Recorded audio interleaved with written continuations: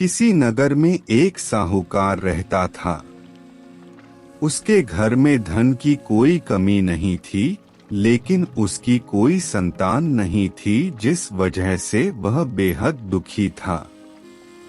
पुत्र प्राप्ति के लिए वह भगवान शिव का प्रत्येक सोमवार व्रत रखता था और पूरी श्रद्धा के साथ शिवालय में जाकर भगवान शिव और पार्वती जी की पूजा करता था।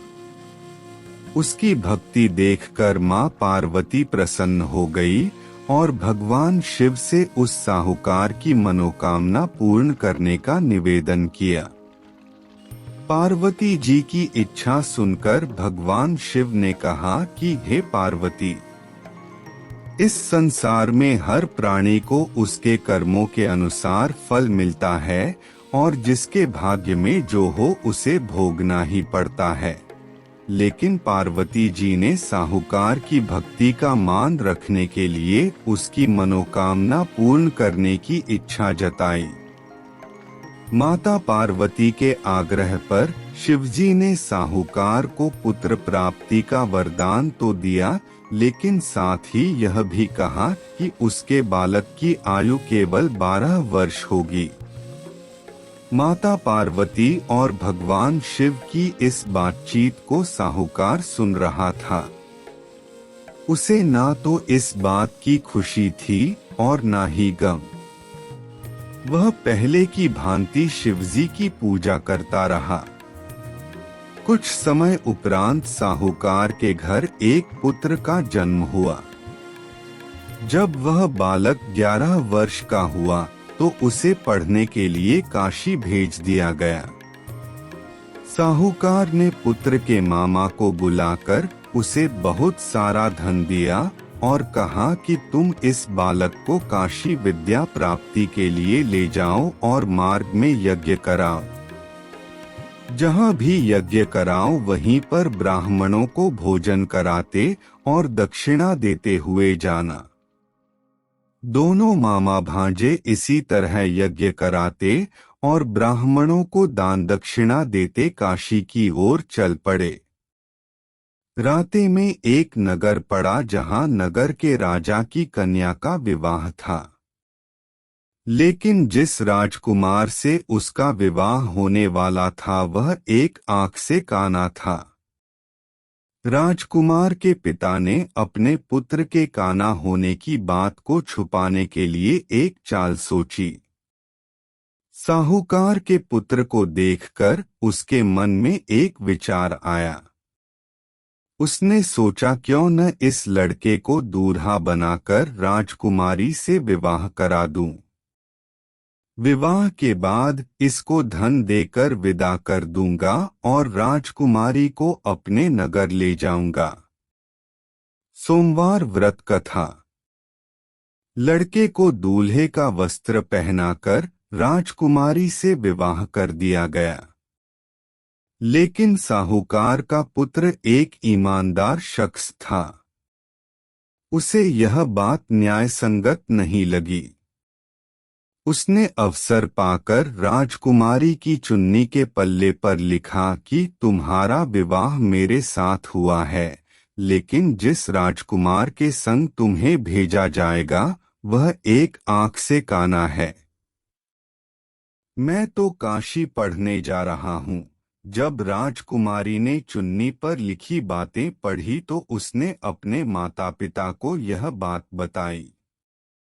राजा ने अपनी पुत्री को विदा नहीं किया, जिससे बारात वापस चली गई।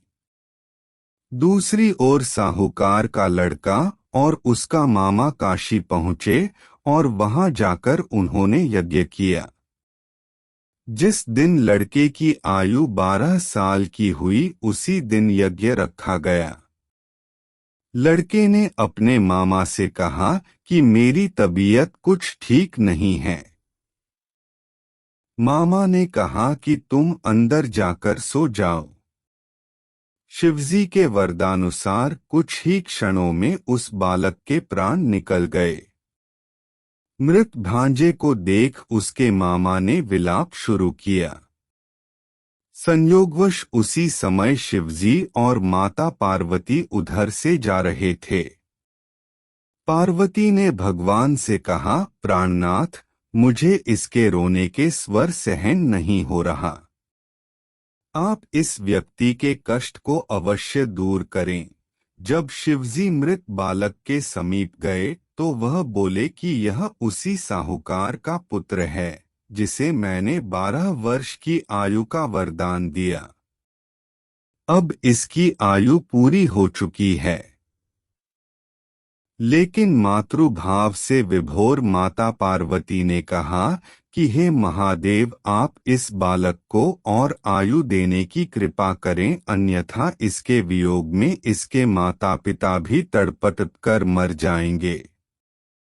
माता पार्वती के आग्रह पर भगवान शिव ने उस लड़के को जीवित होने का वरदान दिया। शिवजी की कृपा से वह लड़का जीवित हो गया। शिक्षा समाप्त करके लड़का मामा के साथ अपने नगर की ओर चल दिए।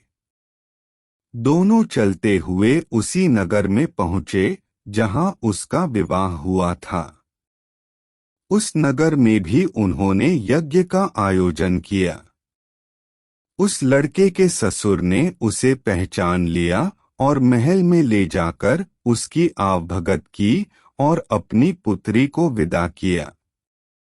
इधर भूखे प्यासे रहकर साहूकार और उसकी पत्नी बेटे की प्रतीक्षा कर रहे थे। उन्होंने प्रण कर रखा था कि यदि उन्हें अपने बेटे की मृत्यु का समाचार मिला तो वह भी प्राण त्याग देंगे, परंतु अपने बेटे के जीवित होने का समाचार पाकर वह बेहद प्रसन्न हुए। उसी रात भगवान शिव ने व्यापारी के स्वप्न में आकर कहा, हे श्रेष्ठी, मैंने तेरे सोमवार के व्रत करने और व्रत कथा सुनने से प्रसन्न होकर तेरे पुत्र को लंबी आयु प्रदान की है।